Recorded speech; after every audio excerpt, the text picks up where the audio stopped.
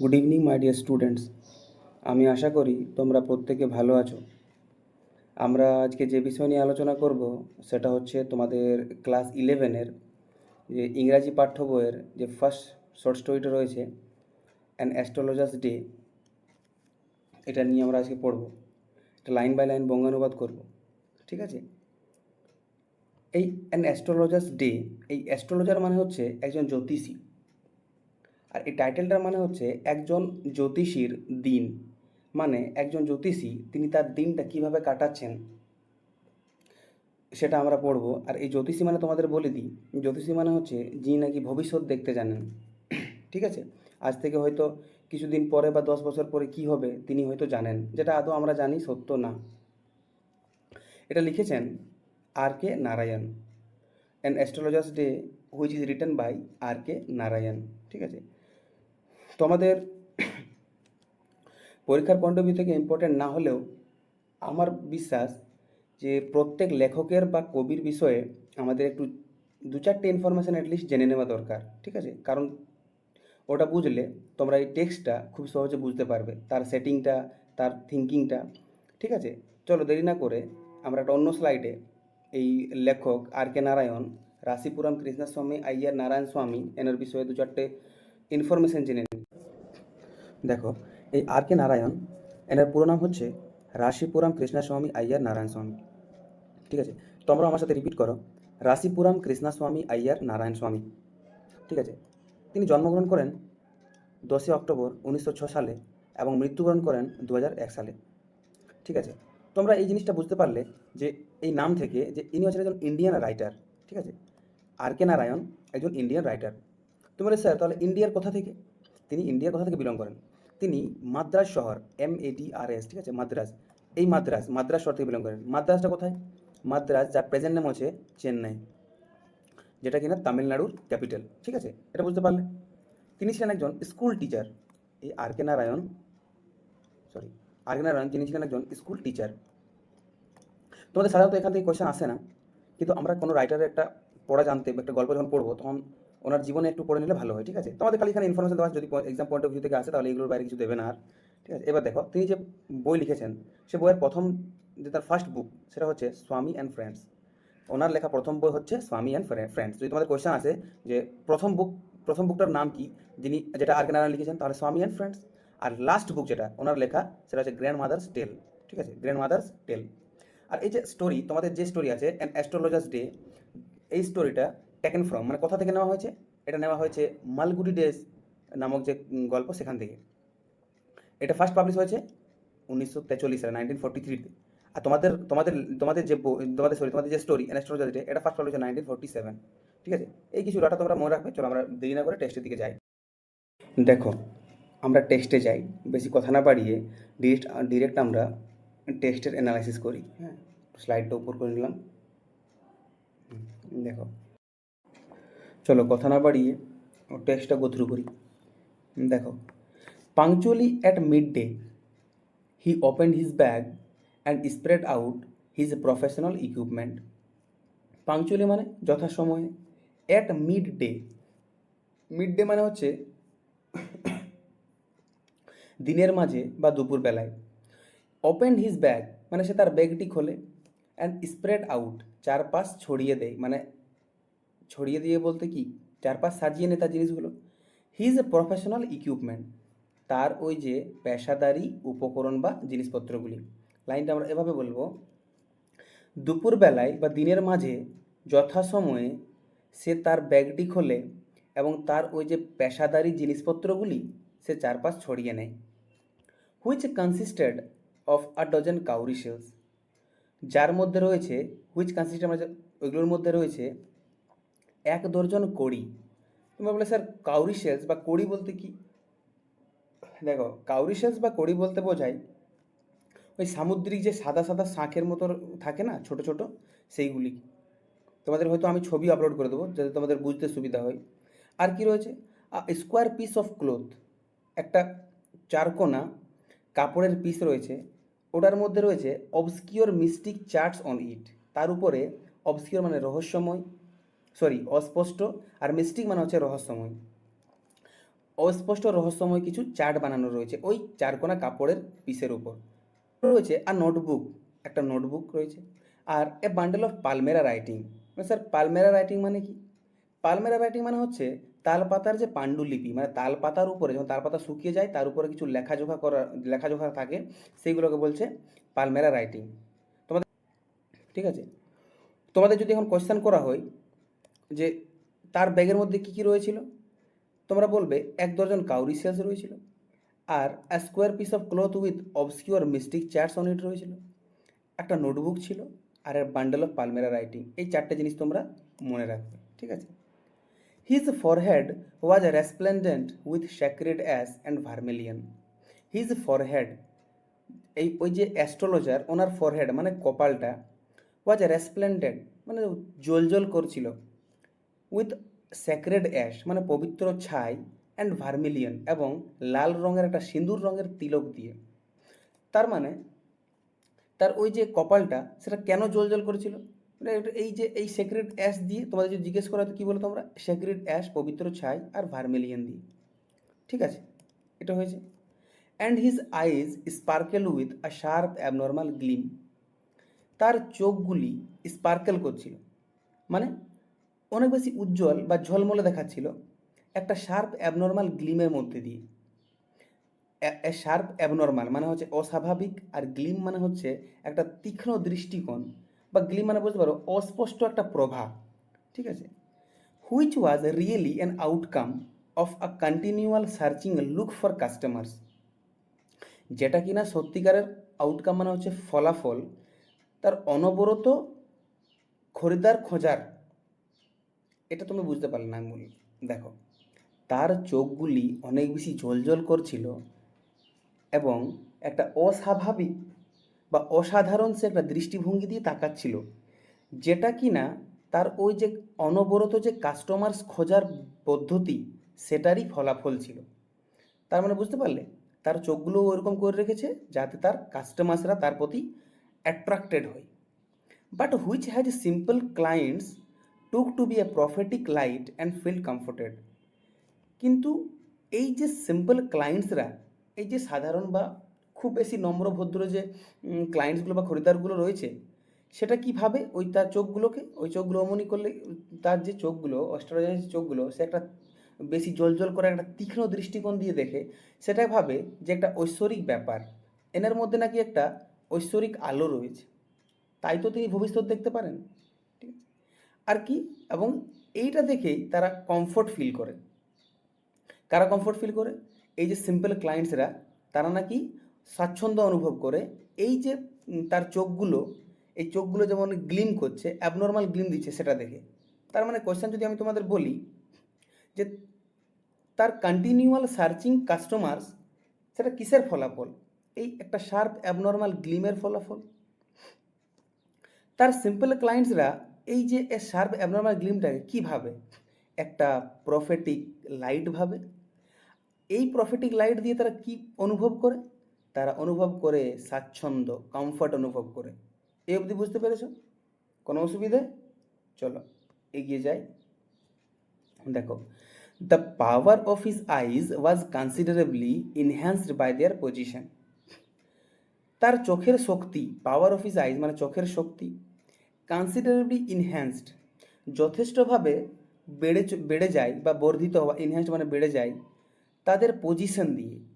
তারা যে যে জায়গায় আছে চোখগুলি এমনভাবে সে রাখে, এটা দেখে হয়তো তোমাদের মনে হবে মানে, বা ওইটা দেখে তার চোখের যে শক্তি সেটা সত্যিকারের বেড়ে যায়। কিভাবে সে চোখগুলো রাখে দেখেন। Placed as they were between the painted forehead and dark whisker which streamed down his cheeks. মানে কি? হুইস্কার্স মানে হচ্ছে গোপ, বা আমরা যেটাকে বলে মুঞ্ছ বলি, মুছ, ঠিক আছে, গোপ। আর পেন্টেড ফরহেড মানে দেখলাম আমরা সেক্রেট এস দিয়ে মাথাটা পেন্ট করা রয়েছে, সেই জন্য বলছে পেন্ট করা মানে রঙিন, আঁকানো কপাল। আর যেটা স্ট্রিম ডাউন মানে বয়ে চলেছে, নিচের দিকে নেমে চলেছে, গোপগুলো উপর দিকে তো যাবে না, সাধারণভাবে নিচ দিকে নেমে আসবে, সেই নিচ দিকে নেমে এসছে তার গালের মধ্যে দিয়ে। এই যে গাল, তার গাল হয়ে নিচ দিকে নেমে এসছে, স্ট্রিম ডাউন হয়ে গেছে তার গোপগুলো। এর মাঝে রয়েছে তার দুটো চোখ, তাহলে তো পাওয়ারটা বুঝতে পারছো? তুমি একটু এভাবে অ্যাক্ট করো তো, তার তোমার চোখগুলোকে তুমি মাঝে নিয়ে যাও, ও তোমার গোপের এবং তোমার ওই যে কপালের একেবারে মাঝে কীরকম দেখতে লাগবে। এইটা বলছে প্লেসড এজ দেওয়ার বিটুইন দ্য পেন্টেড ফরহেড, সেই তার পাওয়ারফুল চোখ দুটি ছিল তার রং করা কপালের মাঝে, এবং ওই যে ডার্ক মানে হচ্ছে খুব বেশি গভীর কালো, ওই কালো উম, গোপের সেন্টারে যে গোপগুলি কিনা স্ট্রিম ডাউন হয়ে গেছে, নিচের দিকে নেমে গিয়েছে তার গালগুলির পাশ দিয়ে, বুঝতে পারলে? Even a half-wit's eyes would sparkle in such a setting. লেখক বলছেন এমনকি একজন অর্ধবুদ্ধিসম্পন্ন মানুষ, এ হাফ উইটস আইজ, অর্ধবুদ্ধিসম্পন্ন মানুষের চোখগুলিও স্পার্কেল করবে, এইরকমভাবে চমকাবে যদি সে এভাবে সেটিংটা করে নেয়। তার মানে হচ্ছে যদি একজন অর্ধবুদ্ধিসম্পন্ন বা সাধারণ মানুষও যদি এইরকম চোখগুলো করে নেয়, তার চোখগুলো কিন্তু সেম দেখাবে, সেম স্পার্কেল করবে বা চকচক বা ঝলঝল করবে, যেমনটা আমাদের অ্যাস্ট্রোলজার করছে। তার মানে কি, ইনি আদৌ সেরকমভাবে কোনো একটা প্রফিটিক এনার লাইট নেই, তিনি সাধারণ মানুষ একটা, বুঝতে পারলে? To crown the effect he wound a saffron colour turban around his head. To crown the effect মানে এটা, ক্রাউন মানে আমরা জানি মুকুট, কিন্তু এখানে তার সেটিংটা বেশি প্রভাবশালী করার জন্য, ইফেক্টিভ মানে বেশি প্রভাবশালী করার জন্য কি করছে, একটা স্যাফরন রঙের টারবান নিয়ে নিয়েছে আর সেটাকে ওন্ড করে দিয়েছে। টারবান মানে হচ্ছে পাগড়ি, তোমরা হয়তো ছোট্ট করে বাংলা এবারে লিখে নিলে এইভাবে নিচে, যেটা আদৌ লেখা সম্ভব হচ্ছে না এখানে। ঠিক আছে, এই পাগড়িকে ওন্ড করেছে, ওন্ড করে মানে বেঁধে নেওয়া বা চারপাশে মাথায় মেটে ইয়ে করে নেওয়া, কী বলে ওটাকে, বেঁধে নেওয়া। আর সেটা রয়েছে স্যাফরন কালার মানে গেরুয়া রঙের, অ্যারাউন্ড হিজ হেড, তার তার মাথার চারপাশে। এই জিনিসটা ইফেক্টিভ, বেশি প্রভাবশালী করছে তার সেটিংটাকে। This colour scheme never failed, এই যে কালার স্কিম, এই যে কালারের ফন্দিটা বা পরিকল্পনা কোনো দিন কিন্তু বিফলে যায়নি, বুঝতে পেরেছো?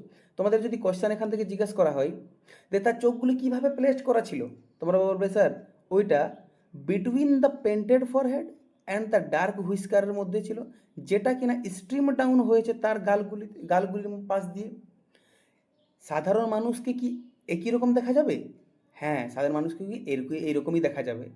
আর এই যে কালার স্কিম, কোনটা কালার স্কিম? একটা গেরুয়া রঙের পাগড়িকে এখানে লেখক কালার স্কিম বলেছেন, যেটা তার মাথায় বেঁধানো রয়েছে, ওন্ড করা রয়েছে তার মাথার চারপাশে। এই অবধি বুঝতে পেরেছো? চলো নেক্সট পেরাতে যাই। People were attracted people were attracted to him as bees are attracted to cosmos or dahlia stalks. তার মানে কি, দেখো, অ্যাট্রাক্টেড মানে হচ্ছে আকৃষ্ট হওয়া বা আকর্ষণ করা, আকর্ষণ যেটা আমাদের আকর্ষণ করে, আকৃষ্ট করা। আর বীজ মানে হচ্ছে মৌমাছি। কসমোস মানে হচ্ছে এক ধরনের ফুল, হয়তো সাদা পাপড়ি দেওয়া ফুল, তোমরা দেখবে কসমোস মানে হচ্ছে এইরকম থাকবে, হয়তো একটা, এটা কি ছবি জানি না আমি, এইরকম একটা ফুল যাকে আমরা কসমোস বলি, কসমোস ফুল। আর ডালিয়া ফুল, স্টক্স মানে হচ্ছে ডাল, যেখানে ফুল থাকে সেই ডালগুলি কত মোটা তোমরা জানো, খুব সরু সরু ছোটো ছোটো ডাল, সেগুলোকে বলছে। তার মানে মৌমাছিরা যেমন অ্যাট্রাক্টেড হয়, আকৃষ্ট হই কসমো ফুল আর ডালিয়া ফুলের প্রতি, ঝাঁকে ঝাঁকে দলে দলে, সেই রকম মানুষজন অ্যাট্রাক্টেড হয় তার প্রতি, অ্যাস্ট্রোলজার, হিম মানে খালি কি বলে, অ্যাস্ট্রোলজারের প্রতি, এই অ্যাস্ট্রোলজারের প্রতি সেভাবে সবাই অ্যাট্রাক্টেড হয়। He sat under the boughs of a spreading tamarind tree which flanked a path running through the town hall park. তার মানে কি, দেখো এই যে অ্যাস্ট্রোলজার, তিনি কোথায় বসেন? ওই বাজারে। সেট আন্ডার তিনি বসেন নিচে, the boughs of spreading tamarind tree, tamarin tree মানে হচ্ছে তেঁতুল গাছ, আর বাগস মানে হচ্ছে তার শাখা প্রশাখাগুলি, স্প্রেডিং মানে হচ্ছে ওই যে প্রভাব বিস্তার করে নিয়েছে বা এই দিক সেদিক ছড়িয়ে রয়েছে, সেই বাগস, সেই ডালগুলির ট্যামারিন ট্রির নিচে, তেঁতুল গাছের নিচে, যেটা ফ্ল্যাঙ্কড আপ পাথ, একটা রাস্তা তার পাশ দিয়ে পেরিয়ে গেছে, রানিং থ্রু দ্য টাউন হল, পুরো টাউন হল পার্ক, এই এই যে বাজার বা এই যে পার্কটা, এই পার্কটার নাম হচ্ছে টাউন হল পার্ক, যেখানে আমাদের অ্যাস্ট্রোলজার বসেন বা বাজার করেন বা আমাদের পুরো সেটিংটা যেখানে আছে। তো এই এর পাশ দিয়ে একটা রাস্তা, এই তেঁতুল গাছের পাশ দিয়ে এক পাশ দিয়ে একটা রাস্তা পুরো টাউন হল জুড়ে চলে গেছে, ঠিক আছে? হয়তো এই টাউন হল এইভাবে পুরো একটা রাস্তা চলে গেছে ওই পাশ দিয়ে, সেটা বলছে। এই লাইনটা মানে আমরা এভাবে বলবো, এই তেঁতুল গাছের নিচে যে শাখা প্রশাখাগুলো ছড়িয়ে আছে তার নিচে বসেন, যার পাশ দিয়ে একটা রাস্তা গেছে পুরো টাউন হল জুড়ে, ওই টাউন হল পার্ক জুড়ে। এই অবধি বুঝতে পেরেছো? It was a remarkable place in many ways, ঠিক আছে? এটা ছিল একটা গুরুত্বপূর্ণ জায়গা বিভিন্ন দিক দিয়ে। মেনি ওয়েজ মানে বিভিন্ন দিক দিয়ে। A surging crowd was always moving up and down this narrow road morning till night. Surging মানে হচ্ছে উপচে পড়া বা এত বেশি ভিড় যে ওই ভিড় ওই জায়গাতে মানাচ্ছে না, বেশি হয়ে যায়। যেমন একটা ট্রেনের কামরায় দেখবে যখন মানুষজন বেশি হয়ে যায় তখন ওই মানুষেরা কিভাবে বাইরে যেন লাফাবে সেরকম মনে হয় না, সেই রকম হয়তো সেখানে আটছেই না। Crowd was always moving up and down. এই যে উপচে পড়া ভিড়, ক্রাউড মানে ভিড়, সব সময় মুভ করছে আপ অ্যান্ড ডাউন, হয়তো ওই পাশে যাচ্ছে একবার, এই পাশে আসছে, উপরে যাচ্ছে নিচের দিকে যাচ্ছে। দিস ন্যারো রোড, এই সরু রাস্তা, মর্নিং টিল নাইট, এই সরু রাস্তার মধ্যে দিয়ে তোমাদের কোয়েশ্চেন হবে কখন, এই যে সারা দিন না সারা রাত, না মর্নিং থেকে নাইট, না মর্নিং থেকে ইভিনিং, তোমরা বলবে কি মর্নিং টিল নাইট, সকাল থেকে পুরো রাত জুড়ে, সকাল থেকে পুরো রাত অবধি, ঠিক আছে? A variety of trades and occupations was represented all along its way. একটা ভ্যারাইটি, বিভিন্ন ধরনের ট্রেডস আর অকুপেশনস, ট্রেডস মানে হচ্ছে ব্যবসা বাণিজ্য, আর অকুপেশনস মানে হচ্ছে পেশা, was represented all along its way, পুরো রাস্তা জুড়ে চিত্রিত করা রয়েছে বিভিন্ন ধরনের ব্যবসা আর বিভিন্ন ধরনের পেশা। হ্যাঁ, এগুলির মধ্যে রয়েছে, দেখো কি কি রয়েছে ব্যবসা বা তোমার পেশাদারির মধ্যে। মেডিসিন সেলার্স মানে ওষুধ বিক্রেতা, সেলার্স অফ স্টলেন হার্ডওয়্যার মানে কি চুরি করা বা চোরাই তোমার লোহা নক্কড়গুলো, হার্ডওয়্যার মানে লোহা নক্কড়। আর অ্যান্ড জাঙ্ক মানে কি, জাঙ্ক মানে হচ্ছে তোমাদের ওই আবর্জনা বলি না আমরা, ভাঙ্গারওয়ালা, সেই আবর্জনা বিক্রি হচ্ছে। ম্যাজিশিয়ানস রয়েছে, ওনাদের মধ্যে জাদুকর রয়েছেন। অ্যাবভ অল, সর্বোপরি, an auctioneer of cheap cloth who created enough din all day to attract the whole town. তার মধ্যে রয়েছেন একজন অকশনার, এইটা হবে একজন নিলামকারী। চিপ ক্লোথস মানে কি, মানে ওই যে সস্তা জামা কাপড় যে তৈরি করছে বা যে ক্রিয়েট করছে। এনাফ ডিন মানে হচ্ছে, ডিন মানে হচ্ছে হৈ হট্টগোল বা চিৎকার চেঁচামেচি, পুরো দিন মানুষদের অ্যাট্রাক্ট করার জন্য, আকৃষ্ট করার জন্য ওই হোল টাউনে মানে পুরো শহর জুড়ে। এটার মানে হচ্ছে একজন সস্তা জামা কাপড় বিক্রেতা এত বেশি হৈ হট্টগোল করছে যেটা মানুষকে অ্যাট্রাক্ট করছে বা আকৃষ্ট করছে পুরো টাউন জুড়ে, ওই একজন চিৎকার চেঁচামেচি করছে। এরপর দেখো নেক্সট টু হিম, ঠিক তারপরেই, ইন ভসিফরাসনেস, এই vociferousness came a vendor of fried groundnuts. Next to him তার পাশেই, ভসিফরাসনেস মানে কি এই সেম হৈ হট্টগোল করা। কাম এ ভেন্ডর, একটা ভেন্ডর, একজন বিক্রেতা, কি বিক্রেতা, ফ্রায়েড গ্রাউন্ড নাটস মানে ভাজা বাদাম, একজন ভাজা বাদাম বিক্রেতা, সেও হৈ হট্টগোল বা চিৎকার চেঁচামেচি করছে। হু গেভ হিজ ওয়্যার, কীভাবে সে সে চিৎকার চেঁচামেচি করছে দেখো, তার ওয়্যার মানে হচ্ছে জিনিসপত্র বা মালপত্রগুলিকে একটা ফ্যান্সি নাম দিয়ে। ফ্যান্সি নেম মানে কি একটা কাল্পনিক নাম বা একটা নতুন নাম। ইচ ডে প্রত্যেক দিন, সে প্রত্যেক দিন তার মালপত্র বা ওয়্যারগুলোকে একটা আলাদা নামে ডাকে। কী কী নাম দেখো, তিনটে নামে ডাকছে এখানে, ঠিক আছে? বোম্বে আইসক্রিম এভাবে বলছে, ঠিক আছে? আর কি বলছে, দিল্লি আলমন্ডস আর রাজাস ডেলিকেসি। এই 3 দিন হয়তো 3টা নাম দিয়ে বললো। প্রথম দিন হয়তো বললো বিক্রি করছে বাদাম, কিন্তু বলছে এই যে বোম্বে আইসক্রিম, দিয়ে পরের দিন বললো দিল্লি আলমন্ড এরকমভাবে। 3 নম্বর দিনে বললো রাজার ডেলিকেসি।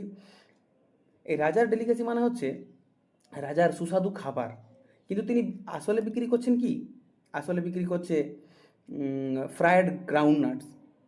হয়েছে।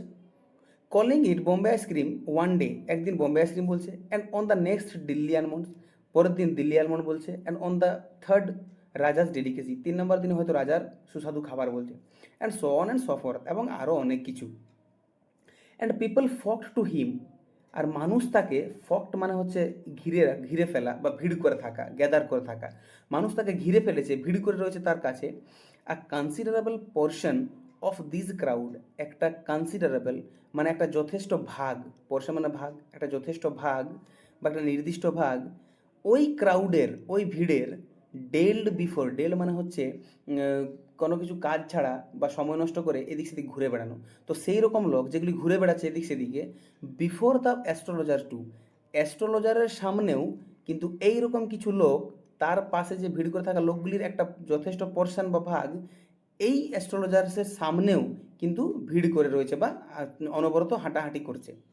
ঠিক আছে, এই পুরো প্যারাটা যদি তোমাদের আমি কোয়েশ্চেন বলি এটার, তাহলে তোমরা কী কী হয়তো এই বললে যে মানুষ তার প্রতি কেমন অ্যাট্রাক্ট হই, যেমন বীজ বা মৌমাছির মতো। মৌমাছি কার প্রতি বেশি অ্যাট্রাক্ট হই? কসমস আর ডালিয়া স্টকসের প্রতি, সেই রকম। আর সে কোথায় বসতো? ট্যামারিন ট্রি বা তেঁতুল গাছের নিচে। সে যে পার্কে বসতো সেই পার্ক বা সেই ইয়েটার কী নাম, গ্রাউন্ডটার টাউন হল পার্ক। আর সেখানে বিভিন্ন অনেক বেশি মানুষ থাকতো, ঠিক আছে। তার মধ্যে কী কী ব্যবসার মধ্যে, ব্যবসা বা অকুপেশনের কথা বলা হয়েছে? মেডিসিন সেলার আছে, আর কি রয়েছে? হার্ডওয়্যার রয়েছে, স্টলেন আর জাঙ্ক রয়েছে, ম্যাজিশিয়ানস রয়েছেন, সর্বোপরি কী আছে? একজন চিপ ক্লথ অকশনার আছে, একজন চিপ ক্লথ অকশনার আছেন। আর কে রয়েছে? আচ্ছা, কে এনাফ ডিন করছে? এই চিপ ক্লথ অকশনাররা এনাফ ডিন করছে। এনাফ ডিন মানে কি? যথেষ্ট হৈ হট্টগোল বা চিৎকার চেঁচামেচি করছে। কোনটা বেশি অ্যাট্রাক্ট করছে হোল টাউনকে? এই অকশনার, অকশনার অফ দ্য চিপ ক্লোথ, এই অকশনার বা নিলামকারীদের চিৎকার চেঁচামেচিটা বেশি অ্যাট্রাক্ট করছে পুরো টাউনকে। ঠিক তার পাশে, তার মানে প্রথমে বোঝো, এইখানে হয়তো এইখানে, সরি এটা মুছে গেল, এইখানে হয়তো একজন বসেছে, এইখানে হয়তো আরেকজন বসেছে, আর এখানে আরেকজন, তিনজন বসেছে।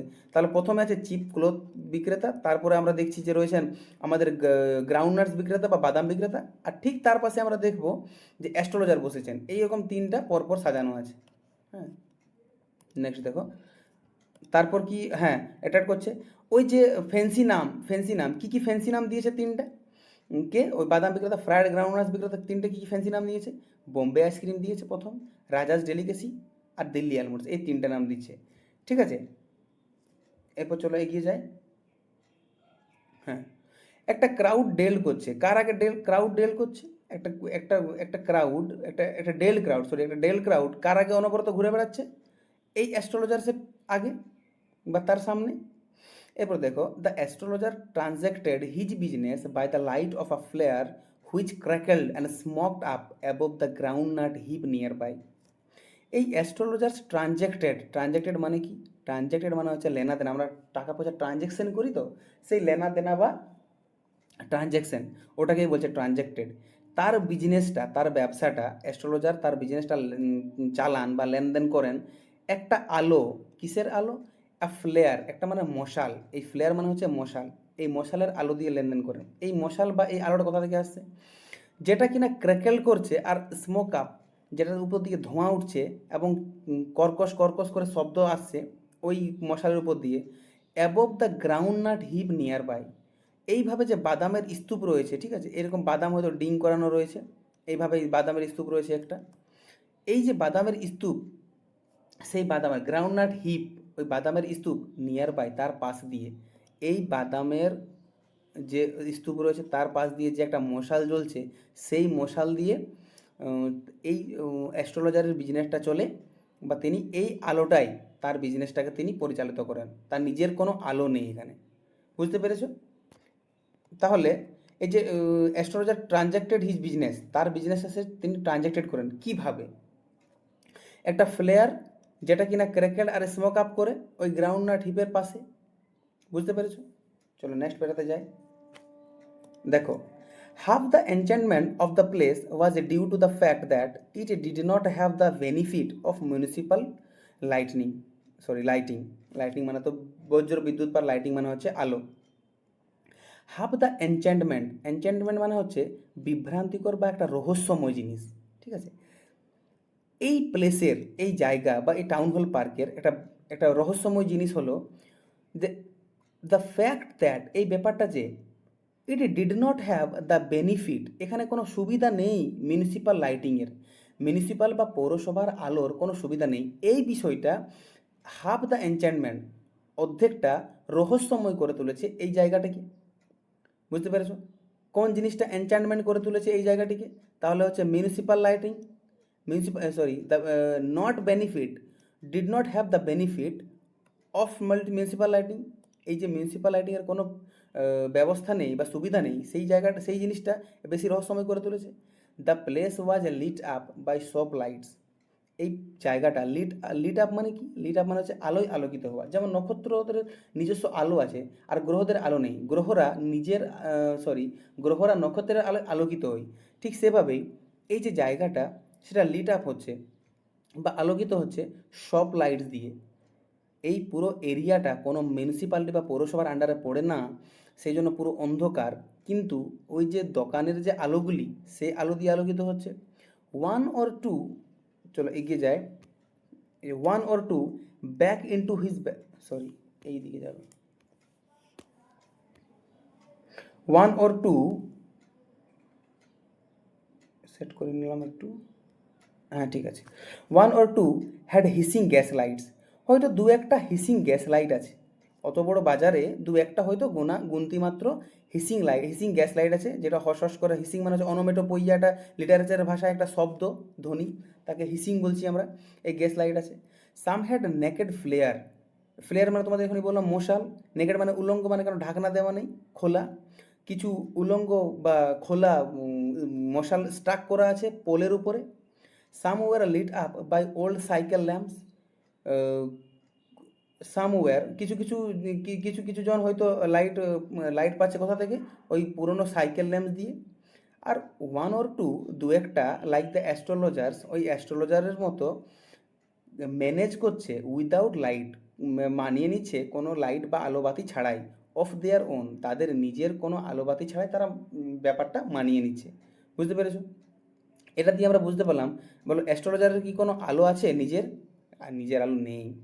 এখানে কি কি আলো আমরা দেখতে পাচ্ছি? হিসিং গ্যাস লাইট আছে, নেকেড ফ্লেয়ার আছে, আর কি আছে যেটা পোলে আটকানো আছে? কোনটা পোলে আটকানো আছে? নেকেড ফ্লেয়ারটা। আর কি লিড আপ হচ্ছে? সাইকেল ল্যাম্পস, কয়েকটা সাইকেল ল্যাম্প রয়েছে।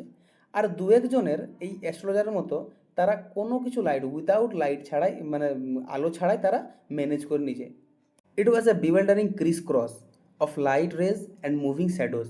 বিওয়েল্ডারিং মানে হচ্ছে বিভ্রান্তিকর বা পাজেলিং, এটা পাজেল হয়ে যায় না যে বিষয়টা, সেটা বলছি। Crisscross of light rays, আলোর যে কিরণ সেটা ক্রিস ক্রস, এভাবে কাটাকুটি মনে হচ্ছে, ঠিক আছে? ক্রিস ক্রস, এই কাটাকুটি মনে হচ্ছে আলোর কিরণটা।